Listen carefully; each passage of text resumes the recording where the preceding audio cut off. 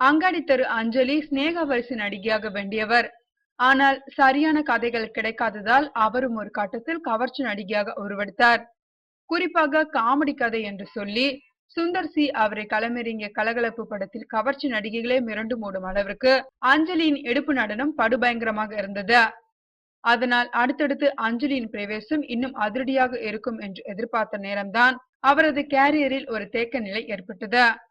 இருப்பினும் தற்போது தட்டு தடுமாறி ஜெயம் ரவியின் அப்பா டக்கர் படம் மூலம் எழுந்து நிற்கிறார் அஞ்சலி. இதனையடுத்து பழைய ஞாபகத்தில் சில டைரக்டர்கள் அவரை மீண்டும் கவர்ச்சி கோதாவில் இறக்கிவிடும் நோக்கத்துடன் அணுகிய போது அதற்கு மறுத்து விட்டாராம்.